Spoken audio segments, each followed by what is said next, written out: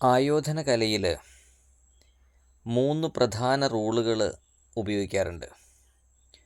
ഒന്നെന്ന് വെച്ച് കഴിഞ്ഞാൽ സ്റ്റാമിന, 2 സ്റ്റെബിലിറ്റി, 3 സ്റ്റാൻഡർഡൈസേഷൻ. സ്റ്റാമിന എന്ന് വെച്ച് കഴിഞ്ഞാൽ ഒരു കാര്യം ചെയ്യുവാനുള്ള നമ്മുടെ കഴിവിനെ ഉണർത്തുകൊണ്ടുവരലാണ് ശരിക്കും സ്റ്റാമിന എന്നുകൊണ്ട് ഉദ്ദേശിക്കുന്നത്. തുടക്കത്തിലൊരു 10 പുഷപ്പ് അല്ലെ 2 പുഷപ്പ് ചെയ്യാവുന്ന ഒരാളെ 50-100 പുഷപ്പുകളിലേക്ക് എത്തിക്കുന്നത് ഒരു ഉദാഹരണമാണതിന്. അപ്പോൾ അതിനുള്ളൊരു സ്റ്റാമിന ക്രിയേറ്റ് ചെയ്യണം. അപ്പോൾ അതിനുവേണ്ടിയുള്ള എക്സർസൈസുകൾ, പലതരത്തിലുള്ള ബ്രീത്തിങ്ങുകൾ, ഇതെല്ലാം ചേരുന്നതായിരിക്കും ഈ പറയുന്ന സ്റ്റാമിന ക്രിയേറ്റ് ചെയ്യുക എന്ന് പറയുന്നത്.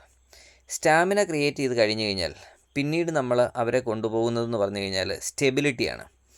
കിട്ടിയ സ്റ്റാമിന നഷ്ടപ്പെടുത്താതെ അതിനെ ഉറപ്പിച്ചു കൊണ്ടുവരലാണ് സ്റ്റെബിലിറ്റി എന്ന വാക്കുകൊണ്ട് പ്രധാനമായിട്ട് ഉദ്ദേശിക്കുന്നത്. സ്റ്റെബിലിറ്റി ഉണ്ടായിക്കഴിഞ്ഞാൽ അവരത് തുടർച്ചയായി പ്രാക്ടീസ് ചെയ്യും. അതിന് വളരെ നന്നായിട്ട് ഒരു ഉത്തേജകങ്ങളായിട്ട് ഗുരുക്കന്മാരത് വർക്ക് ചെയ്യും. അങ്ങനെ വർക്ക് ചെയ്യുമ്പോൾ അതിനുള്ള കാര്യങ്ങൾ, അവരുമായിട്ട് ബന്ധപ്പെട്ട ഇൻട്രാക്ഷനുകൾ, കഥകൾ, അങ്ങനെയുള്ള കുറച്ചേറെ കാര്യങ്ങൾ വെച്ചിട്ടാണ് ഈ പറയുന്ന സ്റ്റാൻഡർഡൈസേഷനിലേക്ക് നമ്മൾ എത്തിച്ചേരുന്നത്. അപ്പോൾ ആദ്യം നമ്മൾ പറഞ്ഞ സ്റ്റാമിന കിട്ടി, അതുപോലെ തന്നെ അവർ സ്റ്റേബിളായിട്ട് നിൽക്കാനായിട്ടുള്ള സംവിധാനങ്ങൾ നമ്മൾ ചെയ്തു.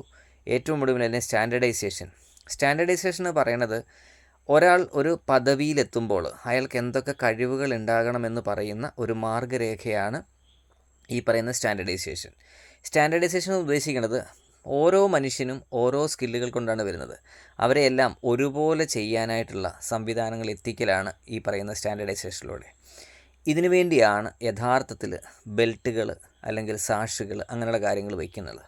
അപ്പം അങ്ങനെ വരുമ്പോൾ ഇപ്പോൾ ഒരു 6 പേര് ഒരുമിച്ച് അല്ലെങ്കിൽ 50 പേര് ഒരുമിച്ച് 1000 പേര് ഒരുമിച്ച് ചെയ്ത് കഴിഞ്ഞാൽ ഒരുപോലെ ചെയ്യാനായിട്ട് കഴിയും. ഇതാണ് സ്റ്റാൻഡർഡൈസേഷൻ എന്ന് പറയുന്നത്. ഇങ്ങനെ 3 എസ്സുകൾ, ട്രിപ്പിൾസ് റൂൾസ് നമ്മൾ പ്രാക്ടിക്കലാക്കി ചെയ്യുവാൻ വേണ്ടിയിട്ട് മാത്രമാണ് ആയോധനയിൽ ഇങ്ങനെയുള്ള തിരിവുകൾ ഉണ്ടാക്കിയിരിക്കുന്നത്. ഇനി ഇതിൽ ബെൽറ്റുകൾ, എൻ്റെ മകൻ ബ്ലാക്ക് ബെൽറ്റ് നേടി എന്നൊക്കെ പറഞ്ഞ് അഭിമാന പുരസ്സരം കാര്യങ്ങൾ പങ്കുവയ്ക്കാറുണ്ട് രക്ഷകർത്താക്കൾ. നല്ലത് തന്നെ. പക്ഷേ എന്താണ് യഥാർത്ഥത്തിലൊരു ബ്ലാക്ക് ബെൽറ്റ് എന്ന് നമ്മൾ അറിഞ്ഞിരിക്കണം. അതിനുശേഷം പലർക്കും ബ്ലാക്ക് ബെൽറ്റ് എന്ന് പറയുന്നതാണ് അവസാന വാക്കല്ല.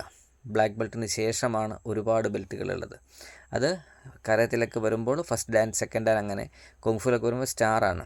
അങ്ങനെ ഓരോന്ന് മാറ്റപ്പെടുത്തിയിട്ടാണ് മുന്നിലേക്ക് കൊണ്ടുപോയി അവരെ ആ പദവിയിലെത്തിക്കുന്നത്. ആ പദവിയിൽ എത്തിച്ചേരുമ്പോൾ ആ പദവിക്ക് പറയുന്ന പേരാണ് നമ്മുടെ ഹയ്യസ്റ്റ് സ്കില്ല് എന്നൊക്കെ നമുക്ക് പറയാൻ പറ്റും. അതിനെയാണ് നമ്മൾ കുങ്ഫു എന്ന് പറയുന്ന ഒരു വലിയ പദം കൊണ്ട് ഉപയോഗിക്കുന്നത്. ഇങ്ങനെ ഓരോ ഹയ്യസ്റ്റ് പോർഷനിലേക്ക് കുട്ടികളെ എത്തിക്കലാണ് യഥാർത്ഥത്തിൽ ഗുരുക്കന്മാരുടെ പരിപാടി. അത് യഥാർത്ഥത്തിൽ ചെയ്യുന്നവനായിരിക്കും യഥാർത്ഥ ഗുരു. ബെൽറ്റുകളുടെ രഹസ്യങ്ങൾ അടുത്ത വീഡിയോയിൽ.